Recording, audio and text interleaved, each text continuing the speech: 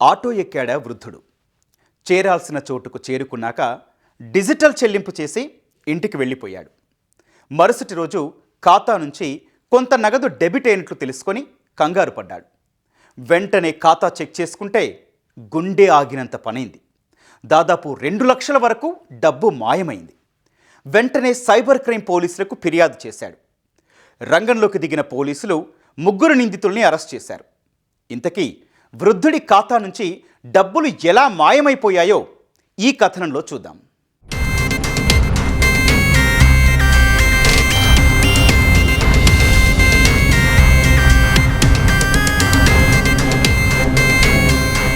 హైదరాబాద్కు చెందిన 68 ఏళ్ల వృద్ధ ప్రయాణికుడు తార్నాక వెళ్లేందుకు ఉప్పల్లో ఆటో ఎక్కాడు. అప్పటికే ఆ ఆటోలో డ్రైవర్ మహమ్మద్ మొయినుద్దీన్తో పాటు అతని అనుచరుడు మహమ్మద్ సయ్యద్ సల్మాన్ కూడా ఉన్నాడు.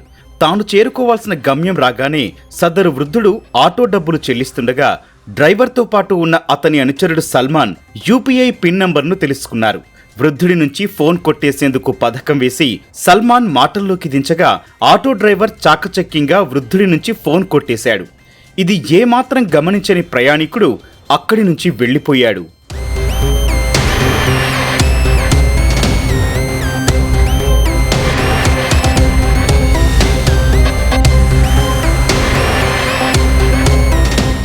అప్పటికే యూపీఐ పిన్ నంబర్ తెలుసుకున్న నిందితులు ఓ పెట్రోల్ బంక్లో క్యూఆర్ కోడ్ స్కాన్ చేసి వృద్ధుడి ఖాతా నుంచి ₹1,00,000 తీసుకున్నారు. చెరో 50,000 పంచుకున్నారు. అనంతరం మరో 95,000 వారి మిత్రుడైన హుస్సేన్ సహకారంతో గేమింగ్ ప్లాట్ఫామ్ అకౌంట్లకు బదిలీ చేశారు. ఆ తర్వాత హుస్సేన్ బ్యాంకు ఖాతా ద్వారా ఆ డబ్బులు విత్డ్రా చేసుకుని ముగ్గురు పంచుకున్నారు. అప్పటికే ఫోన్ పోయినట్లు గుర్తించిన వృద్ధుడు మరుసటి రోజే కొత్త సిమ్ కార్డు తీసుకున్నాడు. ఆ తర్వాత తన బ్యాంకు ఖాతా నుంచి ₹5,000 డెబిట్ అయినట్లు తెలుసుకుని బ్యాంకు ఖాతా పరిశీలించగా అందులోని ₹1,95,000 పోయినట్లు తెలుసుకుని సైబర్ క్రైమ్ పోలీసులకు ఫిర్యాదు చేశాడు. విచారణ చేపట్టిన పోలీసులు వృద్ధ ప్రయాణికుడిని మోసం చేసిన ఆటో డ్రైవర్ మహమ్మద్ మొయినుద్దీన్, అతని స్నేహితులు సల్మాన్, హుస్సేన్ను అరెస్టు చేసి రిమాండ్కు తరలించారు.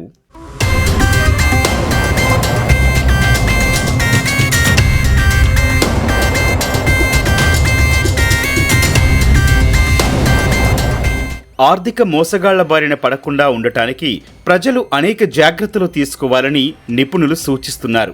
ఆటో, క్యాబ్ వంటి వెక్కి తమ గమ్యస్థానాలకు వెళ్లేప్పుడు ఏమాత్రం అనుమానం వచ్చినా పోలీసులకు సమాచారం అందించాలని సూచిస్తున్నారు. మొబైల్ ఫోన్ మీరు మాట్లాడుతూ లేదా వేరే పనులు చేస్తూ ఎక్కడన్నా ప్రయాణం ట్రావెల్ చేస్తున్నప్పుడు ఆటోలో అయినా బస్సుల్లో అయినా వేరే ఎక్కడైనా ఆఫీస్లో ఎక్కడైనా మీరు ఎక్కడైతే వెళ్ళారు అక్కడ మర్చిపోయి రావడం చాలా వరకు కామన్. ఇట్లాంటి పరిస్థితి ఎప్పుడైనా వచ్చినప్పుడు మనం మన ఫోను లేదా ఇట్లాంటి ఏదైనా ఎలక్ట్రానిక్ డివైస్ ఏదైనా మనం మర్చిపోయినప్పుడు ఏం చేయాలి? మన బ్యాంక్ అకౌంట్ ఖాళీ అవ్వకుండా ఏమన్నా మార్గాలు ఉన్నాయా అది మనం చాలా వరకు తెలుసుకోవాలి. ఒకటి, వెంటనే మీ యొక్క బ్యాంక్కి కాల్ చేసి నా అకౌంట్ని డెబిట్ ఫ్రీజ్ చేయండి అని మీరు వేరే ఫోన్ నెంబర్ నుంచి అయినా మీ యొక్క కస్టమర్ కేర్ నెంబర్కి కాల్ చేయొచ్చు. దానికి మీరు ముందే మీ యొక్క బ్యాంకులో ఇట్లాంటి దానికి ప్రొసీజర్ ఏంటో ముందే తెలుసుకోవాలి.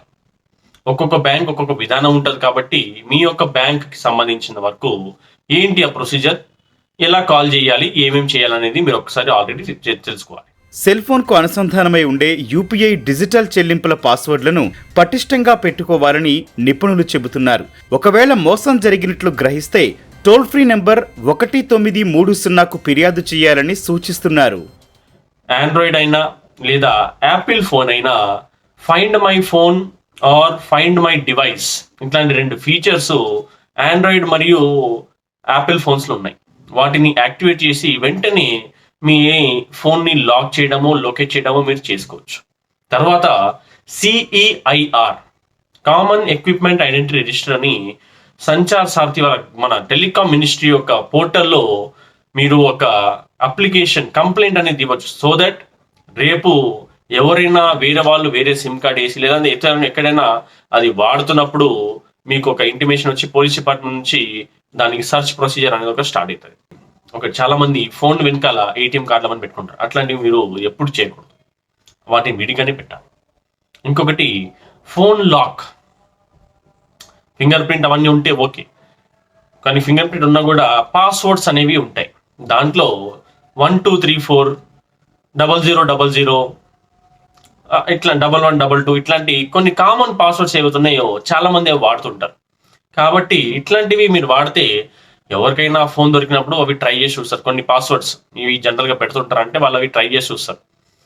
వాటిలో ఓపెన్ అయిపోయింది అనుకోండి, మీ అకౌంట్ నుంచి అదే ఫోన్పే గూగుల్ పే ఏది ఉందో అది ఓపెన్ చేసుకొని దాంతో వాళ్ళు ట్రాన్సాక్షన్ చేస్తారు.